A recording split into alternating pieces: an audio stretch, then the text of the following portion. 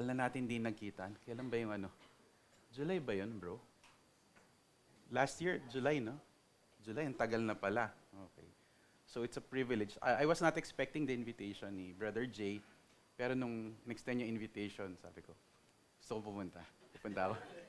Hindi na ako nagpaliwanag. Kapag sinabi ko kasi na may sakit ako, baka i-trust na iba na lang. Di ba? Gusto kong pumunta. So I'm just glad to be here to be with you. Happy New Year po uli. It's a grace from the Lord. It's a privilege to be with you. Lalo na sa, inisip ko na, second Sunday of the New Year po to. So thank you also, Brother Jay, for extending it. Thank you also for the songs. They were such an encouragement for me right now. Because I did not confer with Pastor Jairus kung ano yung pag-uusapan natin ngayong umaga, but I was encouraged by the songs. Kung merong salitang maaring gamitin para mailarawan ang buhay ng isang tunay na mananampalataya, ano po ba yun? Sa inyong palagay, ano yung katangian ng isang tunay na Kristiyano? What characterizes the genuine believer's life? Sa dinami-dami ng mga tanda ng buhay ng isang tunay na disipulo, ano yung pinagkaiba niya sa mga di mananampalataya? Ever think about that? Marami po tayong maiisip na salitang maglalarawan sa katangian ng mga Kristiyano. Ang kanilang pinagkaiba sa mga di-Kristiyano, nandyan yung binanggit natin kanina. Mananampalataya, believer, iniligtas, saved, tinubos, redeemed, pinatawad, forgiven, tinuring na matuwid, declared righteous, kinupkup bilang mga anak, adopted as sons, hinirang, chosen, pinili, minamahal, beloved, kaanib, member, mamaya ng kaharian, citizen of the kingdom. Pinag-isa kay Kristo, united with Christ. Pinagkasundo sa Diyos, reconciled with God. Ang dami po, no? Dami mga descriptions. Lahat po ng mga salitang yun ay tama dahil linalarawan po doon ang buhay ng isang mananampalataya. Totoo naman po. Actually, hindi pa po nauubos yung pwede nating ililista doon. Pero ilan kaya sa atin na maglalarawan sa buhay ng disipulo ni Kristo gamit ang salitang kagalakan o kaya kasiyahan o kaya kasayahan? How many of you would use the word joy to describe the Christian life? To be honest, it's not the first word na gagamitin ko. To be honest, kapag binanggit yung Christian life, babanggitin ko yung mga una kong binanggit kanina. I would not really go to the word joy. Joy would not be my default answer. Pero joy should be the mark of the believer's life. Turn with me briefly to Galatians chapter 5. Verse 22. I will not read even the whole verse, but a portion of it this way. But the fruit of the Spirit is, kung the Sunday school children will say, love. Diba? And the next is joy. Of course, there's peace, patience, kindness, goodness, faithfulness, gentleness, self-control. But let me focus on joy. Subalit ang bunga ng Espiritu ay kagalakan. Naalala ko pa nung mabata-bata pa po ako, matagal na po yun, mga centuries ago. Mga bata, hindi po alam nila. May inawit po kami. Hindi ko alam kung alam po ng mga ka-generation ko. O kung Christian kayo, ng mga ka-generation. Ang buhay ng Kristiyano ay yun, thank you. Kinakabahan ako, baka mapahiya ako eh. Thank you for the generation. Ang buhay ng Kristiyano ay masayang tunay. Ay, thank you, bro.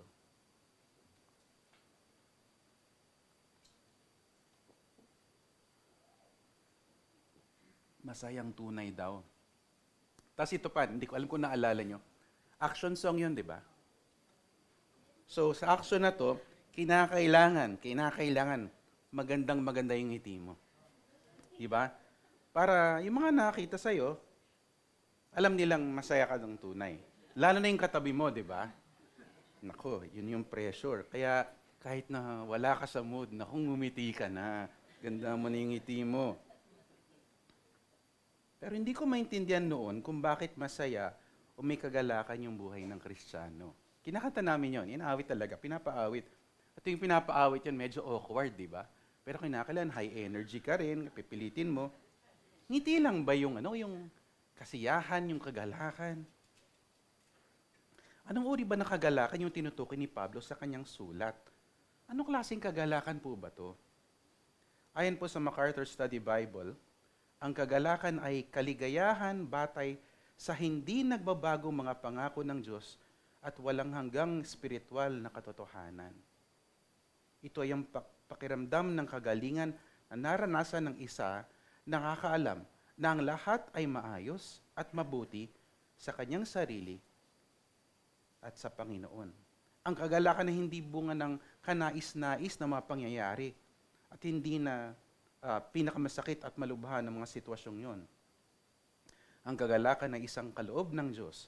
At dahil dito, ang mga mananampalataya ay hindi gagawa nito, ngunit nalulugod sa pagpapala na meron sila. Yun po yung pasya natin. E narito yung kagalakan sa Panginoon, nasa pangako po ng Panginoon, nasa salita po ng Panginoon, nasa pagkilos po ng Panginoon. Kaya alam po natin na ito ay dakilang pagpapala. Anong klaseng kagalakan po ba ito? Ang sabi po ni Pablo, ang kagalakan ito ay bunga ng banal na Espiritu ng Diyos. It is the fruit of the Spirit of God. At kung susuriin po natin ang konteksto, maunawaan po natin na ang kagalakan ito ay mula sa Espiritu at hindi sa gawa ng laman. Yun yung context ng Galatians chapter 5. Kaya, kung hindi po siya gawa ng laman at bunga po siya ng Espiritu, hindi po pwedeng pilitin. Kaya yung buhay ng Kristiyano yung masayang tunay. Kapag pinipilit po yung ngiti, hindi po yung kagalakan ng Kristiyano. Mali po yung iniisip ko noon. Kasi, hindi po ito likas sa sarili nating laman. Ang kagalakan bunga ng Espiritu ay hindi po likas sa ating makasalanang laman, dulot po siya ng pagkilos ng Espiritu sa ating mga buhay. Hindi po ito masasumpungan sa mga bagay na nasa mundo. At actually, kung isipin po natin yun, dahil ito ay dakilang pagkilos ng Diyos, hindi rin po ito tandaan ng lahat ng tao. Hindi po masusumpungan ng kagalakan ng Espiritu sa lahat ng tao. Ito po ay katangian lamang ng lahat ng nakay Kristo. So if you are in Christ, if the Spirit is in you, then this joy is yours.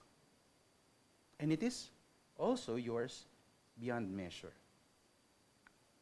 Yung kagalakan ng Espiritu ay supernatural, hindi po siya pangkaraniwan. Dahil hindi ito nagmumula sa ating panloob ng pagkatao. It doesn't come from natural, sinful man. Ang kagalakan ito ay kalob sa atin uli ng banal na Espiritu ng Diyos. Ito'y bunga ng kanyang pagkilos sa ating buhay. Pakinggan po natin ang sinulat ni J.C. Ryle, isang pastor noong 1800s. Hindi ko alam kung nabasa nyo na po yung Holiness ni J.C. Ryle. Meron po siyang sinulat. Binasa ko po siya. Let me summarize yung ilang portions. Kapag namamalagi daw po yung Espiritu sa atin, hindi lang siya namamalagi doon, tapos wala na siyang ginagawa sa ating mga kaluluwa. Actually, ang sabi ni J.C. Ryle, palagi niyang pinapakilala ang kanyang presensya sa bunga na dulot niya sa puso, pagkatao at buhay. Kung saan matatagpuan ang mga bunga na ito, merong Espiritu. Kung saan ang mga bunga na ito ay hindi matatagpuan, ang mga tao ay patay sa harap ng Diyos, spiritually dead. Ang Espiritu ay inihambing sa hangin, John chapter 3, di ba? At tulad ng hangin, hindi siya makikita ng ating pisikal na mata. Ngunit tulad ng alam natin, merong hangin sa pamagitan ng epekto nito kapag umiipo yung hangin. Halimbawa, may mga alon po sa dagat, hindi po ba? May mga puno po. Kaya halimbawa po yung, I'm sure you're praying for yung nangyayari po ngayon sa sa United States, yung forest fires, yung konting ihip mo ng hangin, kahit hindi mo nakita yung hangin, nakita mo yung epekto niya, ang tindi po na epekto niya doon sa forest fires. Marami po na epekto nun. Isipin nyo na lang po yung nangyari doon sa usok, di ba? Alam natin ang spirito ay nasa isang tao sa pamagitan ng mga epekto na ginagawa niya sa pag-uugali ng tao. May mga nag-iisip na pinapalagay nila na meron tayong spirito kung hindi rin naman tayo lumalakad sa spirito. Pwede po ba yun? The Spirit is in me, I'm filled with the Spirit. The Spirit is at work in me, pero wala pong pagbabago sa buhay. Hindi po pwede yun. Galatians 5:16 to 21, tinukoy po ni Pablo yung mga Kristiyano bilang kung na tayo po'y tinatahanan, tayo po'y tahanan ng Espiritu, nananahan pong Espiritu sa atin. Sabi po niya, basahin ko po sa Tagalog, subalit sinasabi ko, lumakad kayo ayon sa Espiritu at huwag ninyong bigyang kasiyahan ang mga pagnanasa ng laman, sapagkat ang laman ay nagnanasa laban sa Espiritu at ang Espiritu ay laban sa laman, sapagkat ang mga ito ay laban sa isa't isa upang hindi ninyo magawa ang mga bagay na nais nyong gawin. Subalit kung kayo'y pinapatnubayan ng Espiritu, kayo ay wala sa ilalim ng kautusan.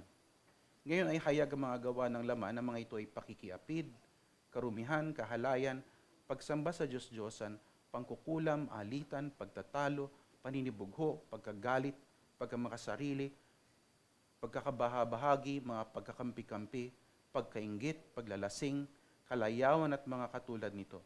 Binabalaan ko kayo gaya ng aking pagbabala nung una sa inyo na ang mga gumagawa ng gayon mga bagay ay hindi magmamana ng kaharian ng Diyos. Ang mananampalataya inutusan pong mamuhay ayon sa banal na Espiritu. We are called, we are commanded to live according to the Holy Spirit of God. Sa pamagitan po nito, hindi niya pinagbibigyan ang pagnanasa ng kanyang makasalanan ng laman. Inilarawan sa mga talatang ito ang Espiritu at laman bilang magkaaway. Meron pong conflict. Okay? Hindi po sila sang-ayon sa isa't isa. Magkaaway po sila, magkalaban po sila, salungat po sila sa isa't isa. Lininaw rin po ni Pablo na mga na kay Kristo ay pinapatubayan ng banal na Espiritu ng Diyos. Ito po ang dahilan kung bakit naiiba ang mga tunay na disipulo ni Kristo sa mga hindi pinag-isa kay Kristo. You understand the difference. If I am in Christ and the Spirit is in me, I am radically, essentially different from someone who is not in Christ. Malaki po yung pinagkaiba natin sa mga di mananampalataya.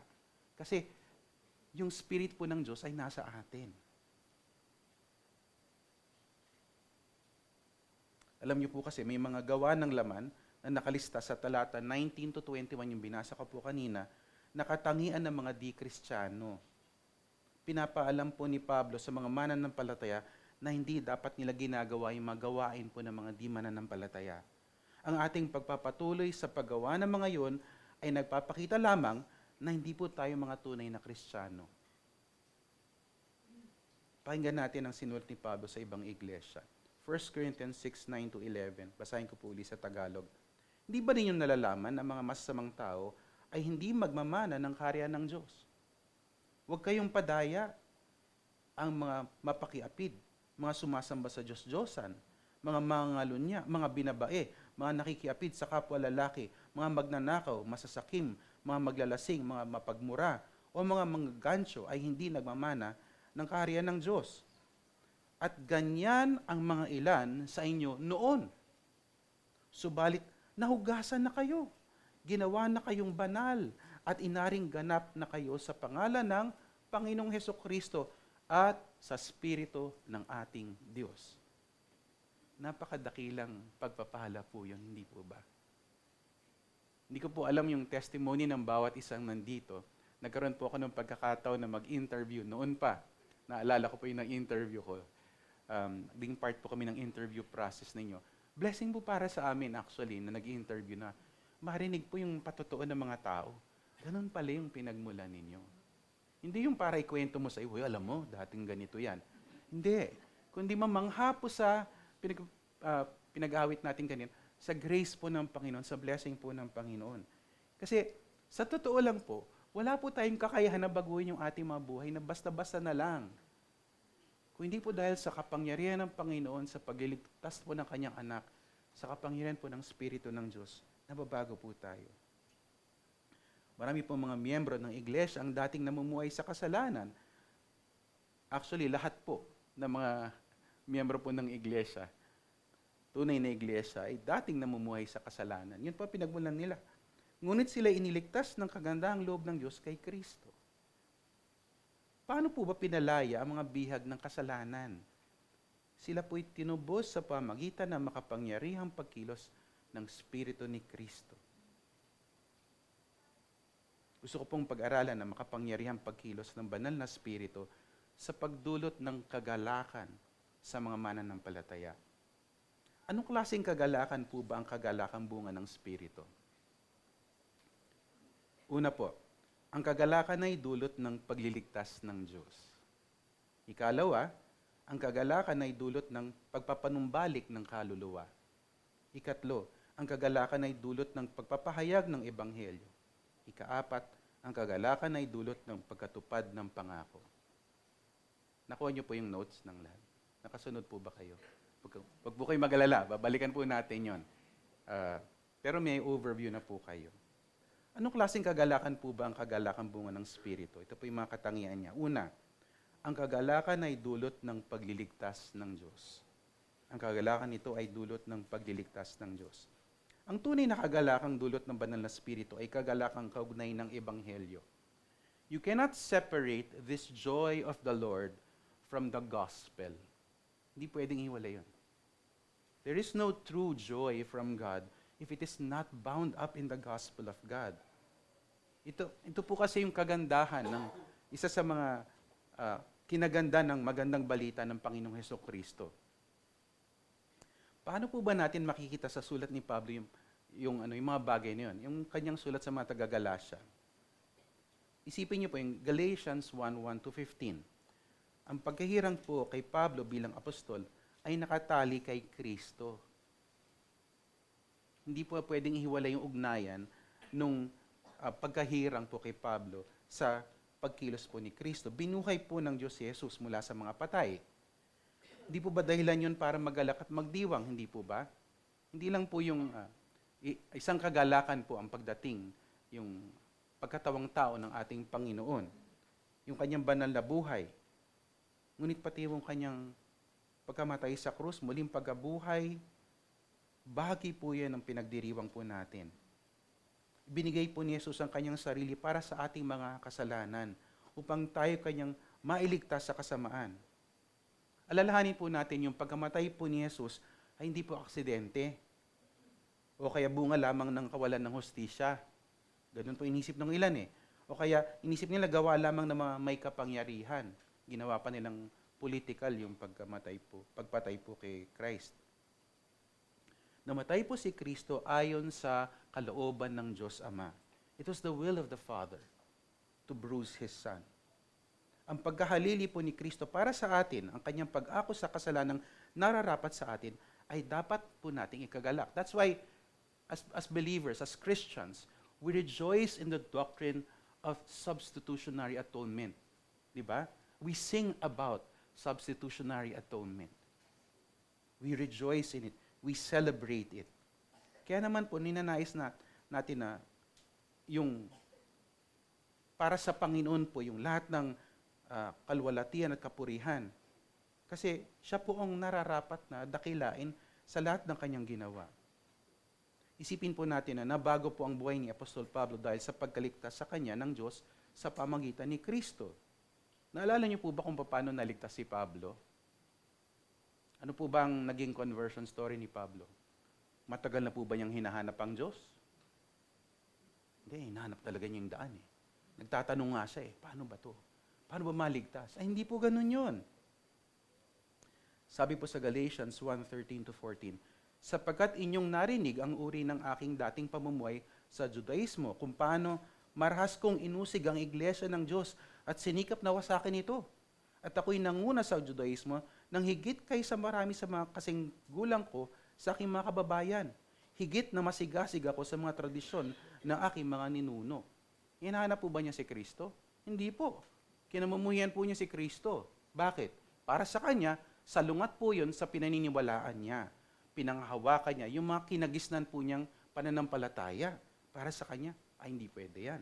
Kaya, siya, talagang, ay hindi siya gaya ng ibang mga Hudyo noon na persecute ka ng persecute kapag may time. Hindi po. Career po niya yung persecution.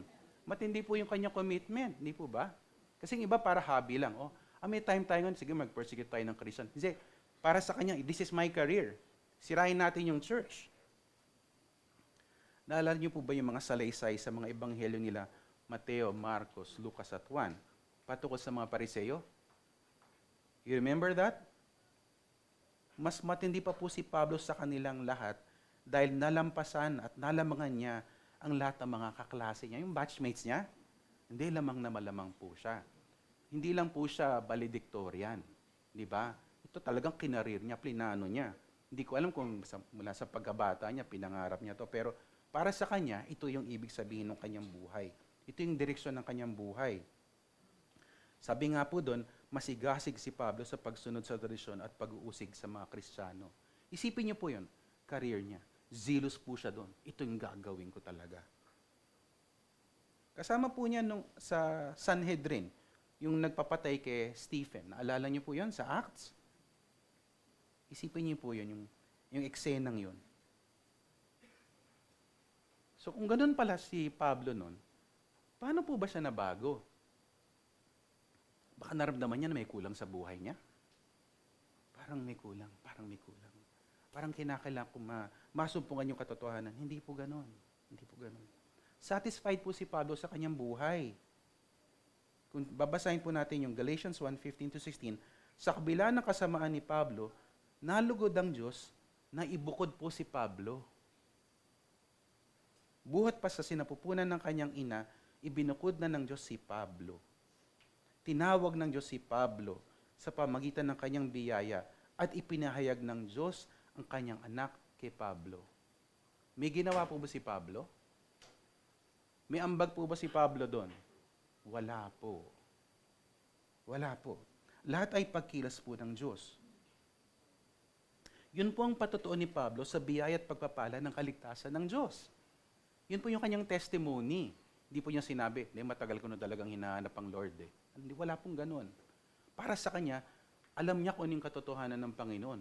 Pinalaki po siya doon sa Judaism, sa Torah. Kabisado po niya yung tinatawag natin na lumang tipan. Alam na po niya yun. Pero ito nga, dumating ang Panginoon, nagpakilala sa kanya. Kaya po yung dating taga-usig ng iglesia ay naging ministro ng Ebanghelyo. Tanging sa biyaya lamang ng Diyos. Kaya nga, kung isipin niyo po yung nangyari po sa Damascus, hindi yung tipong nahulog siya tapos sinabi ng Lord na, ako to, Pablo. Hindi niya sinabi na, ito na yung pinakihintay ko. Hindi. Ang nangyari po nun, gulong-gulo po yung buhay niya. Kasi lahat ng pinaniniwalaan niya, lahat ng iniisip niya, lahat ng ginagawa niya, biglang nawalan ng kabuluhan. At hindi lang yun, maling-mali paling ginagawa niya. Maling-mali paling iniisip niya. Kailangan pala niya yung Panginoong Jesus. At dahil sa pagkilos po ng Panginoon, dahil sa pagbabago ng buhay ni Pablo, si Pablo po yung naging alipin ni Jesus at apostol ni Kristo. Di ba yun dahilan para magalak sa Panginoon? Galatians 2:15-21. Tayo mismo ay pinanganak ng mga Hudyo at hindi mga Hentil na makasalanan. At nalalaman natin na ang tao ay hindi inaaring ganap sa pamagitan ng mga gawa ng kautusan, kundi sa pamagitan ng pananampalataya kay Jesucristo. At tayo ay sumasampalataya kay Kristo Jesus upang ariing ganap sa pamagitan ng pananampalataya kay Kristo at hindi sa pamagitan ng mga gawa ng kautusan, sapagkat sa pamagitan ng mga gawa ng kautusan ay hindi aariing ganap ang sino mang laman. There is no justification, no declaration of righteousness for anyone who thinks he can be saved by observing the law. Yun ang sinasabi po ni Pablo. At ibang-iba po to sa pinapangaral niya noon, pinaniniwalaan niya noon. Kasi dito, pinapakita niya, yung kapag tayo tinuring na matuwid, Hindi dahil sa ating mga gawa.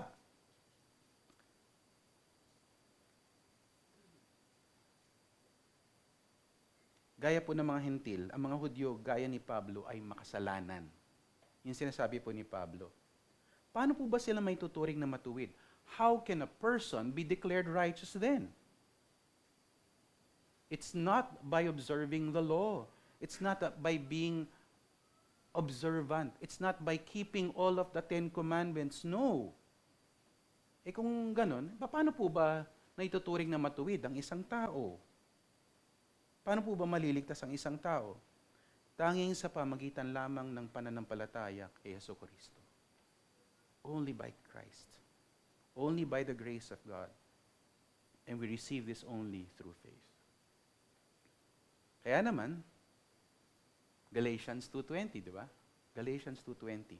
Ako ipinakong kasama ni Kristo at hindi na ako ang nabubuhay, sabi niya. Kundi si Kristo ang nabubuhay sa akin. At ang buhay na ikinabubuhay ko ngayon sa laman, ay kinabubuhay ko sa pamagitan ng pananampalataya sa anak ng Diyos na sa akin ay nagmahal at nagbigay ng kanyang sarili dahil sa akin. Kaya natin pinapahalaga ng biyaya ng kamatayan ni Kristo bilang tanging daan para makamit ang buhay na walang hanggan. Ito po ang dahilan para sa ating kagalakan. This is a reason for rejoicing. Ang kagalakan ay dulot ng pagliligtas ng Diyos. Naranasan na po ba talaga natin ang kaligtasan? Have you come to know the salvation that is provided by God to the grace of Christ? Have you come to faith?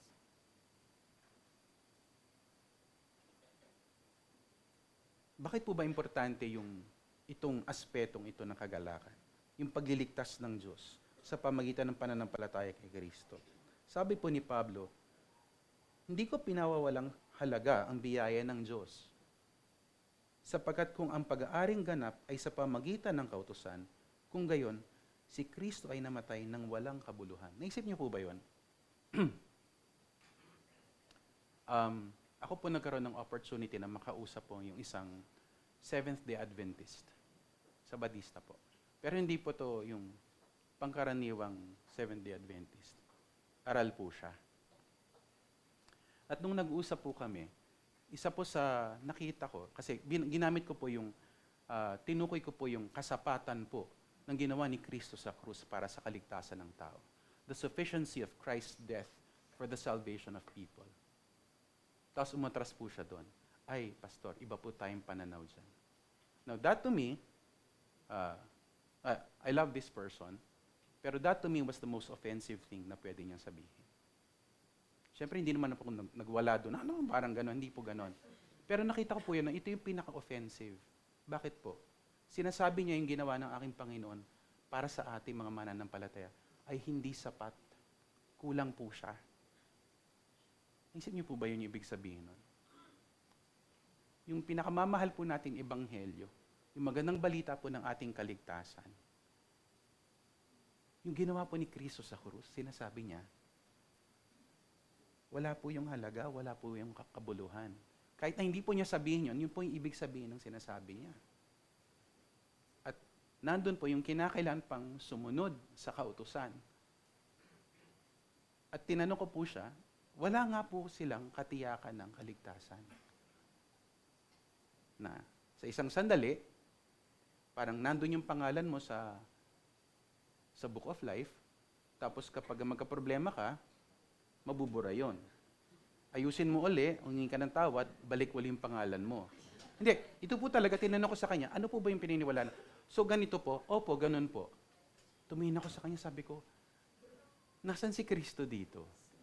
Kasi nakaasa yon sa aking kakayahan. At nakakalungkot po, kasi wag po sana nating isipin, ganyan pala yung mga Sabadista. Alam niyo po, tayo rin po, ganon. Hindi na po tayo, may mga pagkakataon, hindi po tayo umaasa sa kasapatan ng ginawa ni Kristo para sa atin. Kaya gumagawa pa tayo kung anong-anong mga bagay para maging katanggap-tanggap sa Diyos. Gagawin natin, di ba? Para maramdaman natin na, dahil ginawa ko to, di natutuwa na ang Diyos sa akin, kalugod-lugod na ako sa Diyos. Pwede na ako lumapit, pwede na akong manalangin sa Kanya, pwede na akong humiling. wala po tayong pinagkaiba doon sa kausap ko. Kaya po yung buhay po ng Kristiyano ay kagalakan po yung isa sa mga tanda niya. Dahil dito, dulot po yun ng tunay na pagliligtas ng Diyos. Pansinin po natin ang pagkilos ng Espiritu sa mga Kristiyano ayon sa Galacia. Alam niyo po, sa sulat ni Pablo sa mga taga-Galacia, pinakita po ni Pablo ang dakilang pagkilos ng Espiritu. The work of the Holy Spirit. Kailangan rin niya pong ipakita ang pinagkaiba ng tunay na ebanghelyo, true gospel, sa maling ebanghelyo, false gospel. At isa sa mga tanda ng wastong ebanghelyo ay ang pagkilos ng banal na Espiritu. Ayon po sa Galatians 3:1-5, isa sa mga hamon sa mga mananampalataya ay yung kahangalang dulot ng panlilinlang ng maling aral, lalo na ng maling ebanghelyo. There are many false gospels. Alam po natin to, I'm sure. Ilang beses nyo na narinig kay Pastor Jay to. Pero let me emphasize that. Ang dami po ng false gospel. In fact, tayo po mismo, na mananampalataya, madalas po tayong madala ng mga false gospel. Di po ba? Ay, kinakailangan ko mag-quiet time ngayon kasi baka hindi ako makapag-quiet time. Baka may mangyari sa akin mamaya na masama. O, di ba? Di ba, no? Tanong, gospel po ba yon? Gospel po ba yon? Pero nakabase po siya doon sa gagawin natin o hindi natin gagawin. Hindi kasi, pastor, ganito lang yan kapag hindi kasi ako nagbasa ng Bible.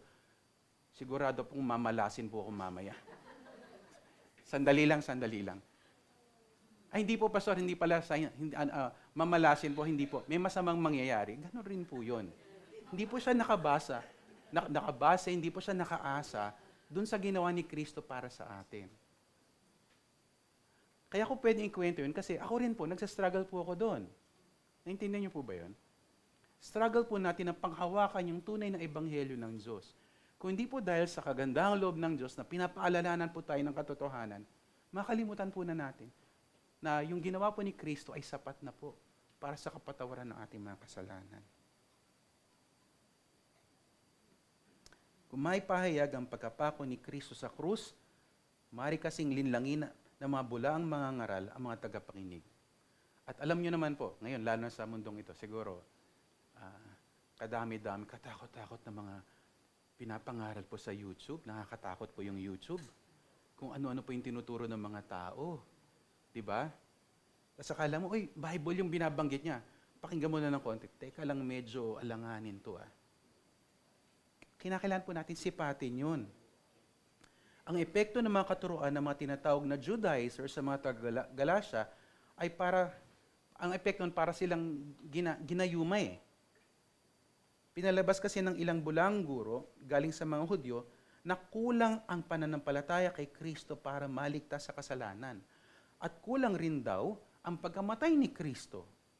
Kailangan rin daw kasi yung mga Hentil, yung mga Gentiles, kinakailangan daw nila magpa-circumcise ayon sa Jewish ceremony.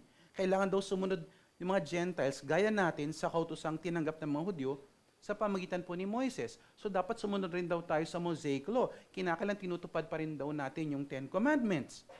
Ngunit lininaw po ni Pablo na tinanggap ng mga Hentil ang Espiritu sa pamagitan ng pakikinig sa pananampalataya, hindi paggawa. Nagpasimula mga Hentil kay Kristo sa pamagitan ng Espiritu at hindi po sa laman. Ang buhay po natin bilang mga Kristiyano, hindi po nagsimula sa ating kakayahan, sa ating kapangyarihan, kundi sa Espiritu po, sa kanyang pagkilos. Ibinigay ng Diyos ang kanyang Espiritu sa pakikinig ng pananampalataya at hindi dahil tinupad ng mga Hentil ang kautusan. Sino po ba sa atin ang masasabi po natin talagang 100% sure? Hindi. Naging masunurin ako, kaya binigay sa akin ng Lord ang Holy Spirit. Kaya ako naging Christian.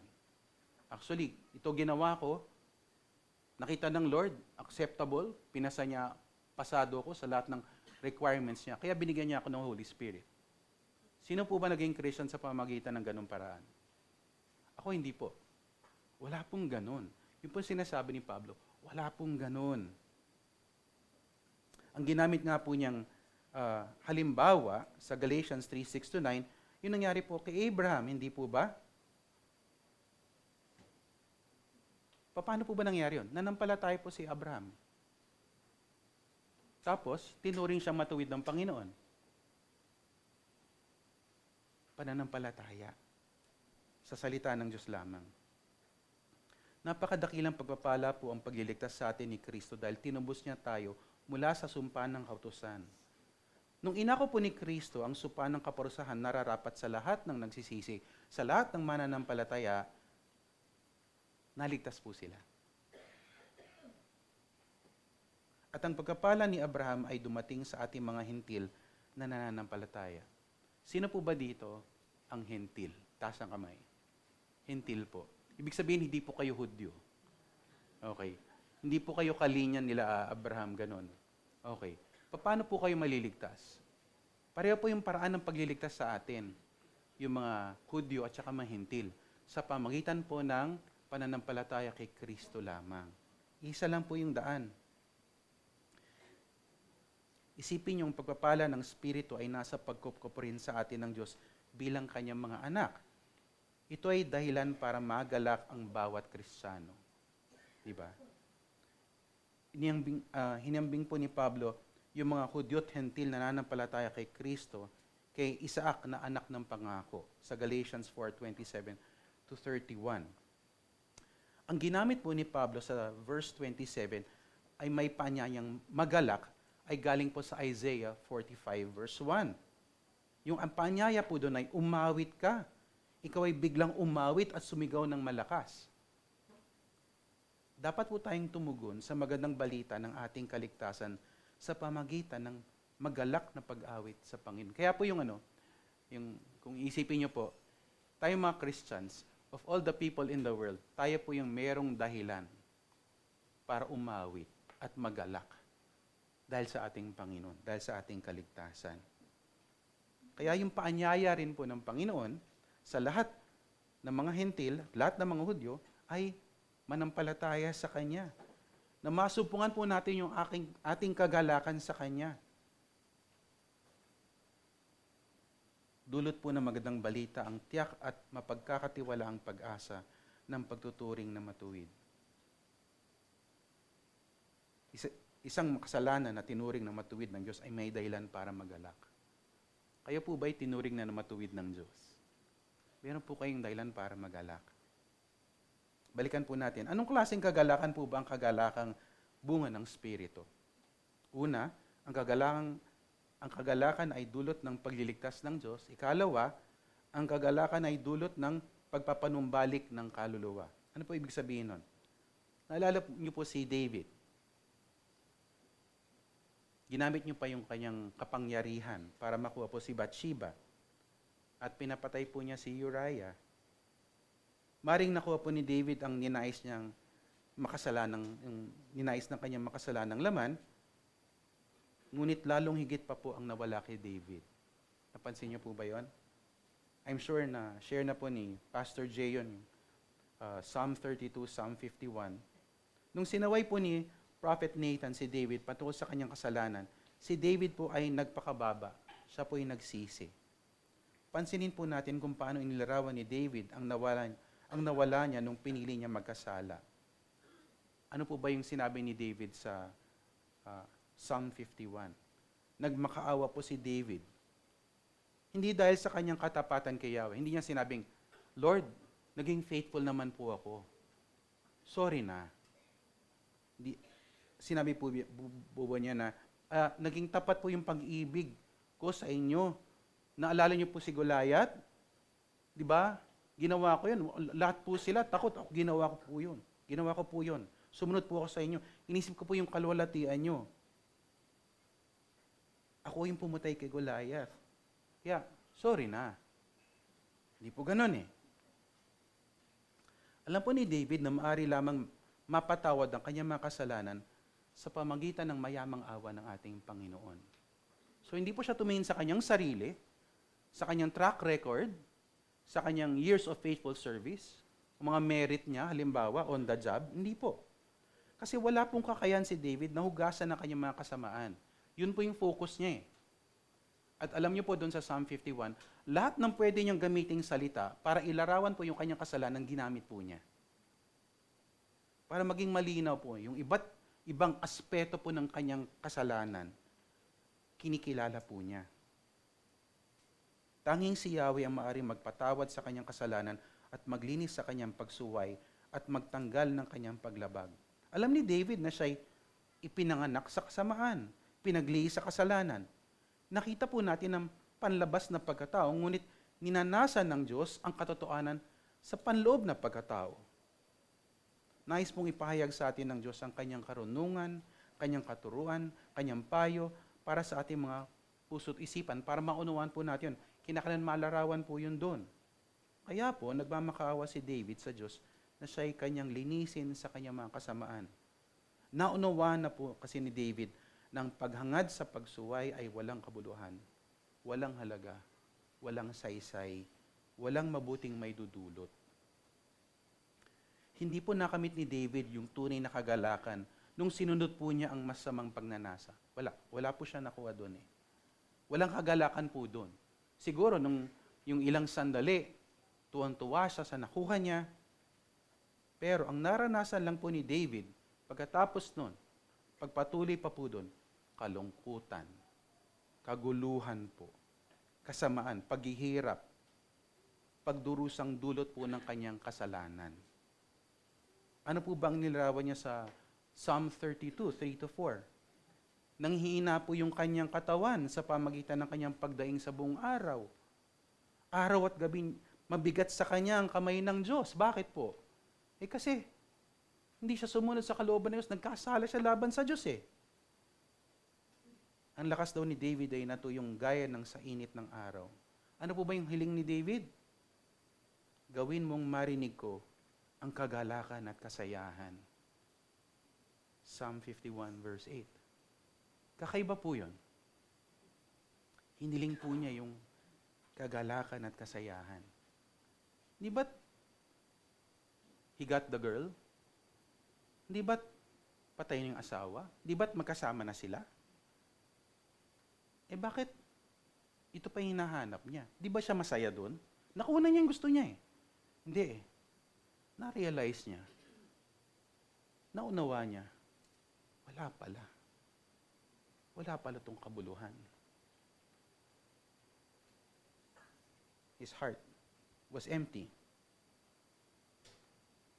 Anong klaseng kagalakan po bang kagalakan ninanais ni David? Alam niyo po, sa iba't ibang bahagi po ng Lumang Tipan, ginamit po yung mga salitang Hebreo dito. At kasama po yung kasayahan, kagalakan, karangalan, kapistahan. Kung naranasan po natin ang pagliligtas ng Diyos, nagdudulot po ito ng kasayahan at kagalakan. Ang tanong kasi, naranasan na po ba natin ang kagalang ito na kaloob po ng Diyos? Alam niyo po ba na nung pinili po ng bayan ng Diyos ang pagkukunwari, pagsamba sa Diyos-Diyosan at kahalayan, ano po ang nangyari? Sabi po sa Jeremiah 7:20 and 34, narito ang aking galit at puot ay ibubuhos sa dakong ito. Sabi po ng Panginoon. Ibubuhos po niya yung kanyang galit at puot. At aking patitigilin sa mga lungsod ng Juda at sa mga lansangan ng Jerusalem ang tinig ng pagsasaya, ang tinig ng katuwaan, ang tinig ng lalaking ikakasal, at ang tinig ng babaeng ikakasal, sapagkat ang lupain ay mawawasak. Alam niyo po, the past 2 Saturdays, naka-attend po kami ng weddings. Napakasaya po ng mga Pilipino po talagang sa wedding, di ba? Tapos emotional, tapos lahat talagang gagastos. Magkautang-utang po yung mga tao para lang magkaroon ng wedding, di ba? Tuwan-tuwa sila. Pero isipin niyo po, kasi yung hawig po ng ating kultura, yung kultura po ng mga Hudyo noon. Pero isipin niyo po na ang sinabi po mismo ng Panginoon na yung paraan kung paano niya ibubuhos yung kanyang galit at puot ay patitigilin daw niya ang anumang pagsasaya o katuwaan na may kinalaman sa kasalan. Wala na yun. Ang Pilipino naman tayo, di ba? Yung Kahit na yung simpleng kasal, tuwang-tuwa na tayo. Paano pa kaya kung lahat ng katuwaan yun, lahat ng kagalakan, lahat ng kasayahan yun, tinanggal po ng Panginoon? Pinagbantaan ng Diyos na makapangyarihan sa lahat ang kanyang bayan dahil sa kanyang banal na puot sa kasalanan. Sabi po ng Diyos, ipagkakait daw po niya ang kagalakan ng katuwaan, pati na yung kasalan. Bakit?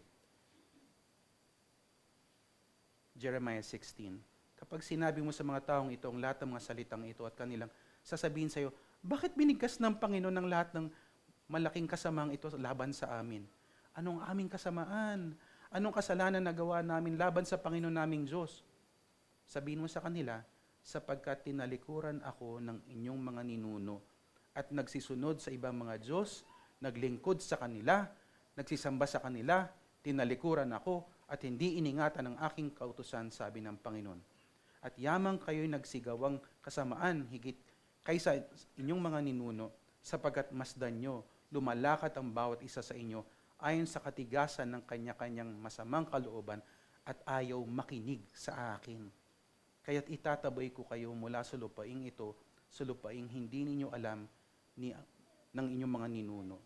Dooy maglilingkod kayo sa ibang mga Diyos araw at gabi, sapagkat hindi ako magpapakita sa inyo ng anumang paglingap. Ang bigat nun.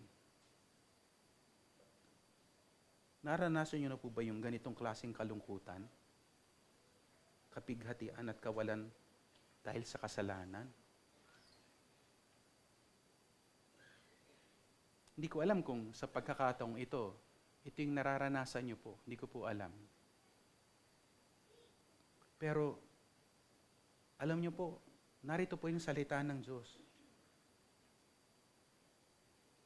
Ang tunay na kagalakan, tunay na kasiyahan, ay nagmumula lang po sa Diyos. Sabi po ni David sa Psalm 51:8-12, ito po yung panalangin ni David. Gawin mong marinig ko ang kagalakan at kasayahan. Hayaan mong ang mga buto na iyong binali ay magalak. Ikubli mo ang iyong mukha sa aking mga kasalanan at pawin mo ang lahat kong mga kasamaan. Lumalang ka sa akin ng isang malinis na puso, O Diyos, at muli mong baguhin ang matuwid na spirito sa loob ko. Sa iyong harapan ay huwag mo akong palisin at ang iyong banal na espiritu sa akin ay huwag mong bawiin. Ibalik mo sa akin ang kagalakan ng iyong pagliligtas at alalayan ako na may espiritong nagnanais. Ang kagalakan ito ay dulot ng papanumbalik ng kaluluwa. Ito po yung tunay na kagalakan. At pansinin niyo po, tanging ang Panginoon na makapagbibigay po ng ganitong klaseng kagalakan. Linawin po natin na hindi po nawala ang kaligtasan ni David. Linawin po natin yun, ha? Ang nawala po kay David, yung kagalakan ng kanyang pagliligtas, ang kagalakang dulot ng kapatawaran ng kanyang kasalanan. Bakit po ba ito nawala? Dahil pinili po ni David ang kasalanan, imbis na yung kabanalan. Dahil mas ginusto po ni David ang kasamaan, imbis na yung katwiran po ng Panginoon. Mas minarapat po ni David ang paglabag kaysa pagsunod. At dahil mas ginusto pa po ni David ang kasalanan, naranasan po niya ang kalungkutan at kasawiang dulot po nito. Naintindihan po ba natin yon? Yung kalungkutan at kasawian, yung kawalan, ay dulot rin po ng ating kasalanan. Hindi ko po sinasabing kung tapat kang Kristiyano, hindi mo naramdaman yung kalungkutan. Pero itong kalungkutan nito, na wala po yung kagalakan ng Panginoon, ay dahil po sa ating kasalanan. Sawa po ng Panginoon, pinagkuloban niya ng pagsisisi at pagpapanumbalik ng kaluluwa si David. Ito po yung ninanais ni David noon. Ulitin ko po, nararanasan niyo na po ba ang kagalakang ito? Ang kagalakan ng pagpapanumbalik ng inyong kaluluwa. Alam niyo po, doon sa bayan ng Israel, tinalikuran po nila ang Panginoon, di ba? Sumamba sila sa Diyos-Diyosan, nagpatuloy po sila sa kahalayan, sa kasamaan, at dumating po yung disiplina ng ating Panginoon, sinalakay po sila ng kanilang mga kaaway. Ngunit ipinangako rin ng Panginoon na darating ang panahon na pagpapanumbalikin niya ang kanyang bayan. Sinabi ni Yahweh sa Isaiah 35 na siya mismo ang magbibigay ng kagalakan sa bayan ng Israel. Sila'y aawit muli ng may kagalakan sa kanilang Panginoon. Palalakasin muli ng Diyos ang kanyang mahina at matatakoting bayan. Makita muli ng bayang Israel ang kapangyarihan ni Yahweh at sila'y aawit muli sa Kanya. Ito po yung pangako ng Panginoon eh. Kapag binanggit ko po yung Israel, hindi po tayo yun. Sila po yun. Dahil tapat po ang Panginoon sa kanyang mga pangako, bibigyan daan po niyang katuparan ng kanyang mga pangako. Kailangan po natin maunawaan ng kaguluhan, kapighatian at kalungkutan dulot ng ating mga kasalanan. Kung gusto nating pasiyahin ang ating mga puso sa pamagitan ng pagkakasala, pahihirapan lang po natin ang ating mga sarili. Kasi darating po doon yung pagkalungkot at pagkabihag. Inayos po ng Diyos ang mundo ayon sa kanyang banal na kalooban. Kung hindi po natin tatanggapin ang kanyang matuwid na paghahari, masisira po tayo sa ating paghihimagsik. You cannot live your life in rebellion against God and not suffer its consequences or face God's judgment. We will face that. Kung ang gagawin ko po, halimbawa, magmamatigas po ako, lalabanan ko po ang Diyos, haharapin ko rin po yung magiging bunga po nun. Diba? Sabi rin po sa Galatians, diba? What's going to happen? What you sow, you will also reap. Pinagkakait po ng Panginoon ng pangako ng pagpapatawad sa lahat ng nagpapatuloy sa pagtanggi sa kanyang awa. Kung paniniwalaan po natin ang mga kagalakang pinapangako ng makasalanang mundo, alalahanin natin na ito'y panandalian at pandaraya. Yun yung minsan nakakalimutan natin, di ba? We believe the promises of this world. Right? We believe that, kapag ginawa ko to, kapag kinakuha ko yan, kapag meron akong ganito, kapag ito na lang ang gagawin ko, sasaya ako. May kagalakan dito. Naniniwala pa po ba tayo doon? Ilang beses pa ba natin kinakailangan maranasan yung nakuha natin yung gusto natin, tapos parang wala na siya. Nakamtan natin yun, pero, akala ko kasi mas masaya kapag umabot ako dito. Wala po. Wala pong mabuting maidudulot ang mga kasalanan. Yung ating mga kasalanan. Kasi, mas magulo lang po ang ating mga buhay. Wala pong kabuluhan ng mga bagay na ito. Baka naman hinahanap natin ang kagalakan, kasayahan sa salapi, kayamanan, karangyaan, karangalan, kasikatan, o kapangyarihan po na dulot ng sanlibutan. Wala pong kahulugan ng kahantungan ng ating pagsusumikap. At marami po, nahumaling po sila doon, di ba? Lahat gagawin nila para makapit nito. Yan. Alalahanin po natin na ang Diyos ang ating mapagmahal na tagapagligtas at manunubos. Dumating po ang Panginoong Hesukristo upang iligtas ang lahat ng magsisisi sa kanilang mga kasalanan at mananampalataya lamang sa Kanya. Pinapakita po ng Diyos ang Kanyang pag-ibig sa pagkamatay ni Kristo sa krus para sa ating mga naghimagsik. Balikan po natin yung kagalakan. Anong klaseng kagalakan po ba ang kagalakan bunga ng Espiritu? Una, ang kagalakan ay dulot ng pagliligtas ng Diyos. Ikalawa, ang kagalakan ay dulot ng pagpapanumbalik ng kaluluwa. Ang susunod po ay dulot ng ating pagkaunawa sa kagalakan ng pagliligtas at pagnunumbalik. Ikatlo, ang kagalakan ay dulot ng pagpapahayag ng Ebanghelyo. Ang kagalakan ay dulot ng pagpapahayag ng Ebanghelyo. Pagkatapos ng ipaliwanag ang pagliligtas ng Diyos, inilarawan po ni Pablo ang kanyang ministeryo sa kanyang sulat sa mga taga-Roma. Romans 15:8-13. Sapagkat sinasabi ko na si Kristo ay naging lingkod sa pagtutuli upang ipakita ang katotohanan ng Diyos, upang kanyang mapagtibay ang mga pangako sa mga ninuno, at upang ang mga hentil ay lumaluhati sa Diyos dahil sa kanyang kahabagan, gaya ng nasusulat, kaya't ikaw ay aking pupurihin sa gitna ng mga hentil at aawit ako ng papuri sa iyong pangalan. At muling sinasabi niya, magalak kayo kayong mga hentil kasama ng kanyang bayan. At muli, Purihin ninyo ang Panginoon, kayong lahat ng mga hentil, at purihin siya ng lahat ng mga bayan. At muli sinasabi ni Isaias, darating ang ugat ni Jesse, siya ang babangon upang maghari sa mga hentil, at sa kanya aasa mga hentil. Puspusin nawa kayo ng Diyos ng pag-asa, ng buong kagalakan at kapayapaan sa pananampalataya, upang kayo sumagana sa pag-asa sa pamagitan ng kapangyarihan ng Espiritu Santo. Ang kagalakan ng ating pagliligtas at pagpapanumbalik ay dahilan rin para ipahayag ang magandang balita. Evangelism, outreach, missions. Nagpapasalamat nga po ako kasi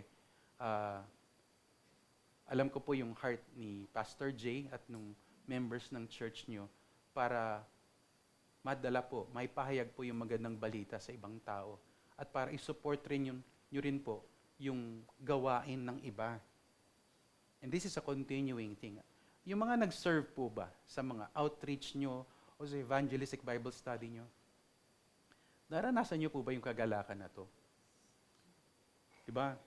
Nag-ipon kayo, nag-set aside kayo ng, tas hindi ko alam kung nagpapack kayo, nagpe-prepare kayo ng program, tapos mag-share kayo ng gospel siguro sa mga matatanda, sa mga bata. Pagkatapos ng pagod na pagod kayo, pagod pero masaya. Bakit po ba? Ganon.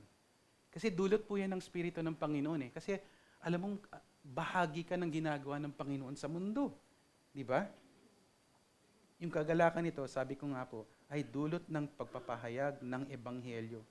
Ito pong dahilan kung bakit natin sinisikap ipangaral at ipamahagi ang katotohanan ng kaligtasan kay Kristo sa ibang tao. Pinagpe-pray po ba natin yung ating mga mahal sa buhay, nakaraan, nung Pasko? Di ba? Sinishare ba natin yung gospel? Gusto natin i-share yung gospel, di ba? Dito sa paligid natin, sa mga, siguro mga kamag-anak natin, kasama natin sa trabaho, sa eskwelahan. Nagagalak tayong maging bahagi ng mission ng ating Panginoon. Nanggagaling po ang kagalakan ito sa Diyos mismo.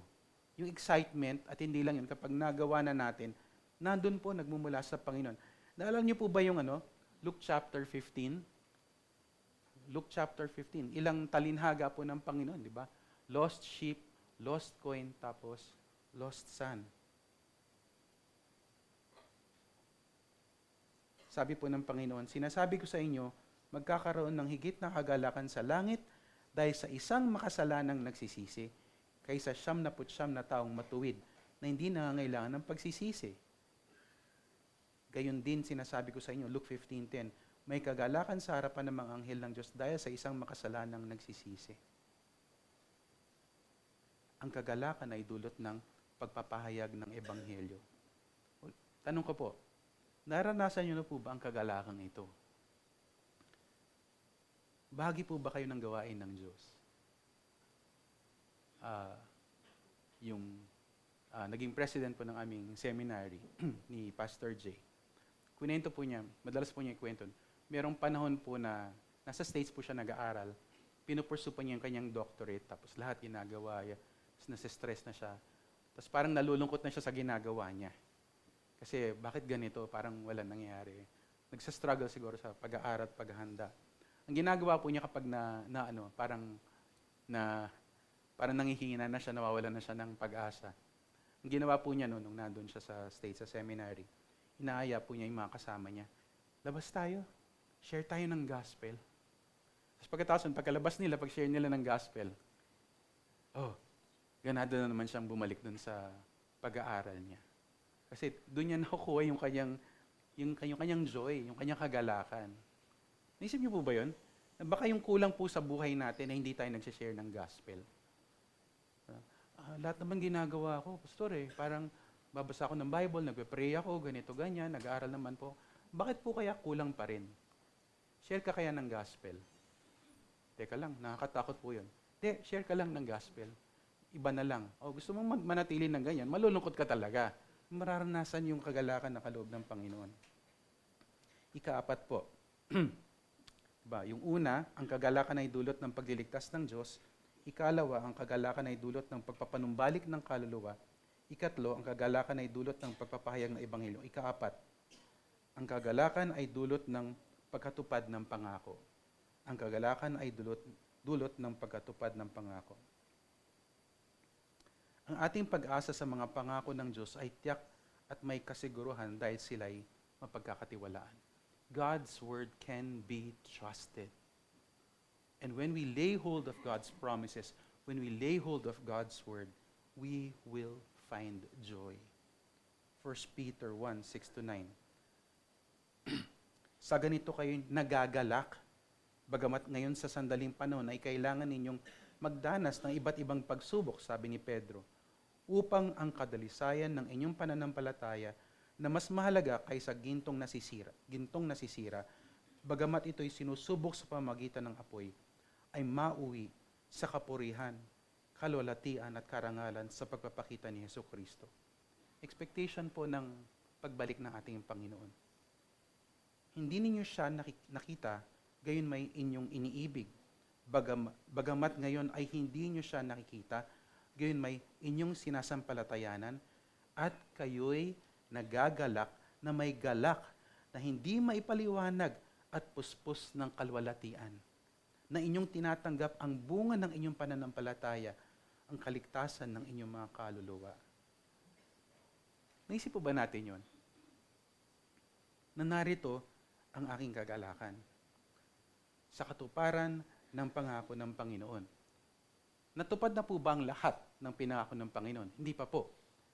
Parang ganito lang po. Diba? Dumating, sinelebrate po natin yung Christmas, yung Pasko, yung pagdating po ni Kristo.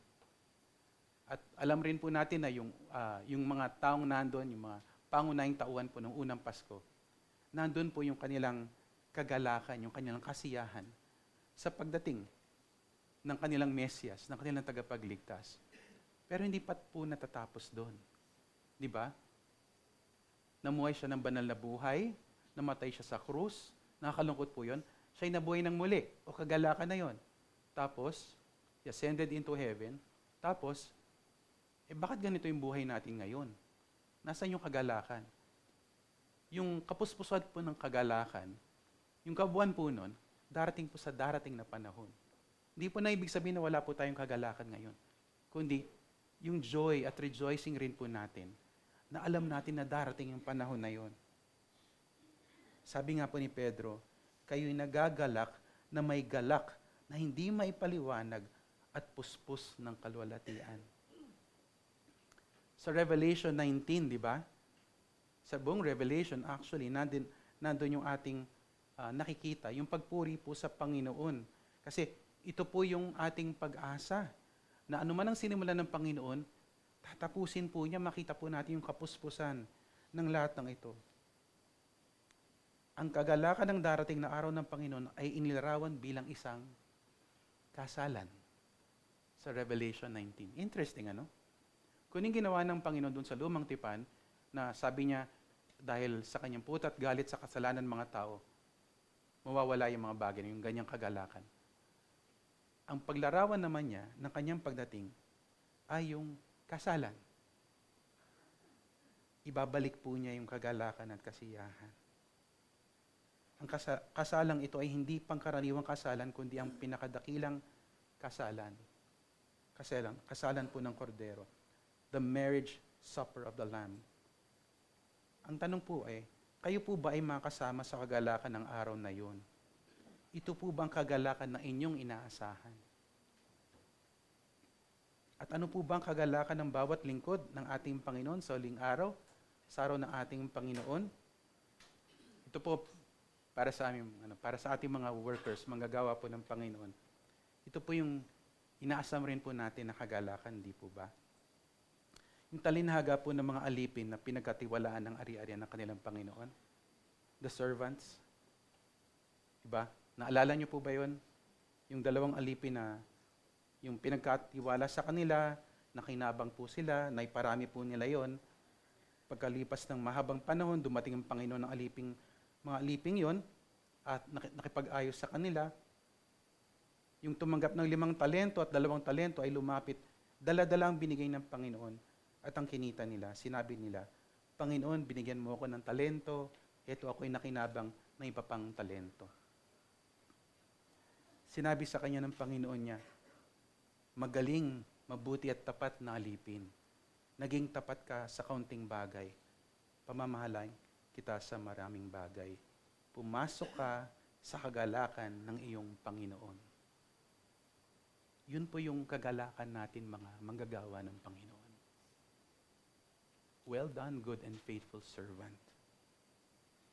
You have been faithful with few.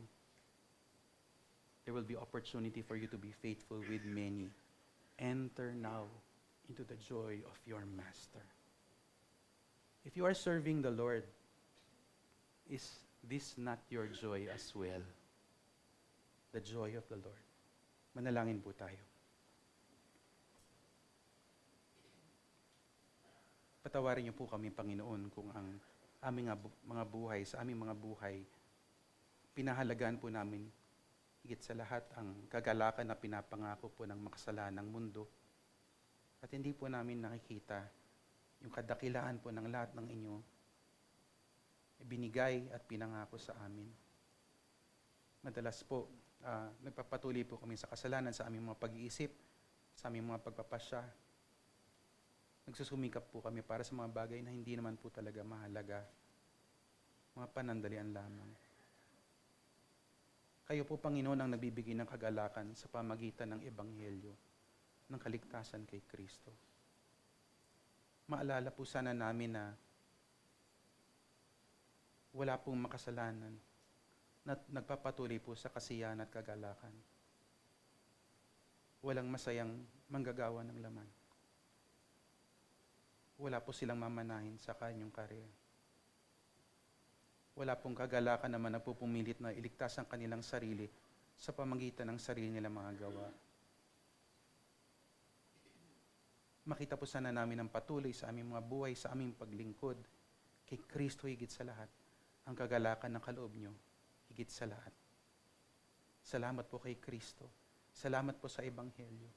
Salamat po sa inyong salita. Salamat po sa inyong mga pangako.